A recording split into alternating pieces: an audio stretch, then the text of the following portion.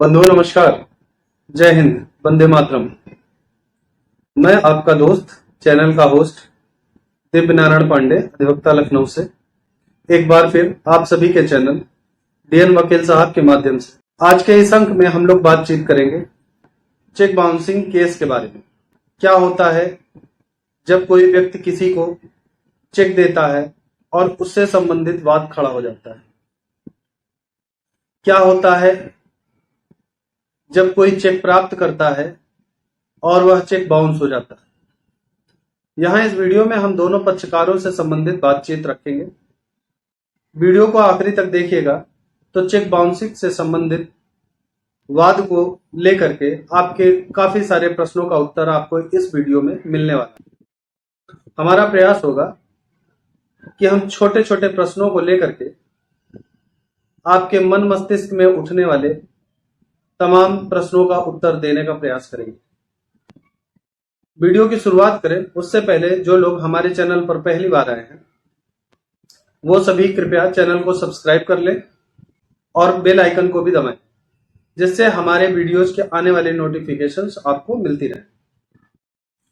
इस चैनल के माध्यम से हमारा प्रयास होता है कि कानून की जानकारी प्रत्येक व्यक्ति को आसान भाषा में आसानी से उपलब्ध हो सके। कानून की पेचीदगियों को वह आसान भाषा में समझ सके। आइए शुरू करते हैं और जानते हैं एनआई एक्ट 138 या चेक बाउंसिंग केस किस एक्ट में आता है। आइए जानते हैं।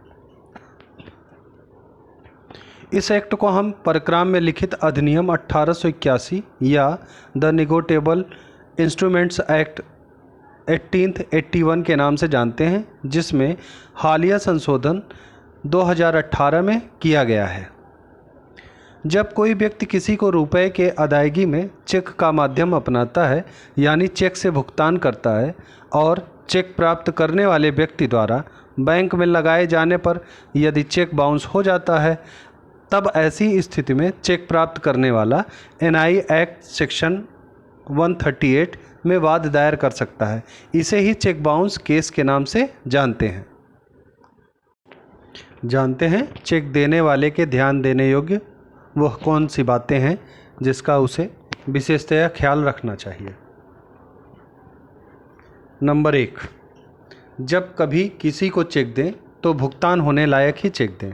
नंबर 2, यदि चेक को लेकर कोई डाउट समझ में आता है तो तुरंत बैंक में संपर्क करके स्टॉप पेमेंट कराएं। नंबर 3, यदि किसी ने ब्याज इत्यादि वसूलने में सादी चेक की मांग करे तो एग्रीमेंट में रकम और चेक की स्थिति की स्पष्टता अवश्य लिखवाएं। और नंबर 4, यदि चेक देने वाले पर वाद पंजीकृत हो जाए तो ऐसी स्थिति में सबसे पहले ध्यान दें कि दावे में की गई सभी कार्यवाही समय से हुई है या नहीं। यह बहुत ज़रूरी है। चेक बाउंस केस में किन बातों पर ध्यान की आवश्यकता होती है, आइए जानते हैं। नंबर 1, चेक बाउंस केस में समय का विशेष ध्यान रखना जरूरी है। नोटिस और दावा समय से होना चाहिए। नंबर 2, चेक बाउंस केस में बाउंस होने की रसीद पर बैंक की मोहर और बाउंस होने का कारण स्पष्ट तौर पे लिखा जाना चाहिए। यह अति आवश्यक है। नंबर 3, नोटिस समय अंतर्गत जरिए रजिस्टर्ड डाक भेजकर डाक की रसीद और डिलीवरी रिपोर्ट दावे में लगाना बहुत ही आवश्यक होता है। नंबर 4, दावे में इस बात का जिक्र आवश्यक है कि चेक देने वाला चेक प्राप्तकर्ता को अच्छे से जानता है और उचित कारण से चेक दिया गया है। जानते हैं चेक बाउंस केस में जमानत कैसे होती है। एनआई एक्ट 138 में जमानत।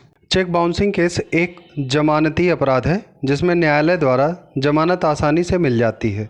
कोई विशेष दिक्कत की बात नहीं होती। 2 जमानतदारों के आधार पर इसमें अभियुक्त को जमानत दी जा सकती है।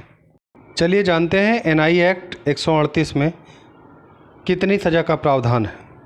2018 अमेंडमेंट के अनुसार एक्ट में कई बदलाव किए गए हैं, जिसमें सज़ा में अभियुक्त यानी दोषी को चेक की राशि यानी अमाउंट का 2 गुना और 2 साल के जेल का प्रावधान किया गया है। साथ ही अगर न्यायालय चाहे तो चेक अमाउंट का 20% चेक प्राप्तकर्ता को दिलाने का आदेश जमानत के वक्त ही दे सकती है। क्या एनआई एक्ट के अलावा भी चेक बाउंस में कहीं और दावा किया जा सकता है?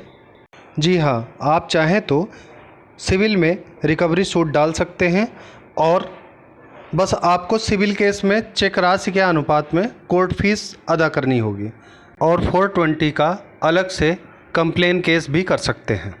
क्या चेक बाउंस होने पर चेक देने वाले की मृत्यु हो जाने की स्थिति में उस पर केस किया जा सकता है? चेक दाता की मृत्यु होने की स्थिति में चेक बाउंस केस का दावा नहीं किया जा सकता है। जानते हैं चेक बाउंस होने पर कितने दिन बाद केस किया जा सकता है? चेक बाउंस होने के 30 दिन के अंदर चेक दाता को जरिए नोटिस जानकारी दी जानी चाहिए, जिसमें उसको जवाब देने के लिए 15 दिन का समय अलग से दिया जाता है। उसके बाद भी जब चेक पाने वाले का धन न मिल सके तो चेक प्राप्त करता विपक्षी यानी चेक देने वाले पर एनआई एक्ट 138 के अंतर्गत कंप्लेन दर्ज करा सकता है। क्या सिक्योरिटी तौर पर चेक देने वाले पर भी कंप्लेन हो सकती है? हाँ, हालिया सुप्रीम कोर्ट के निर्णय के आधार पर चेक प्राप्त करता कई परिस्थितियों में सिक्योरिटी चेक को लेकर भी चेक बाउंस केस कर सकता है। हमें पूरी उम्मीद है कि आपने वीडियो के स्लाइड्स को देख करके आपके मन के कई सारे प्रश्नों के उत्तर पा लिए होंगे। अगर आपको ऐसा लगता है कि अब भी इस वीडियो से संबंधित यानी चेक बाउंसिंग से संबंधित आपके कोई प्रश्न है जिसका समाधान आप चाहते हैं या आप उसके बारे में किसी तरीके का सुझाव चाहते हैं, तो आप कमेंट बॉक्स में अपना कमेंट लिख सकते हैं या मुझे पर्सनल तौर पे व्हाट्सएप के जरिए स्क्रीन पे दिए गए नंबर के द्वारा संपर्क कर सकते हैं। वीडियो को आखिरी तक देखने के लिए आप सभी का बहुत बहुत धन्यवाद। मिलते हैं अपने नए अंक में, तब तक के लिए आप सभी को मेरा नमस्कार।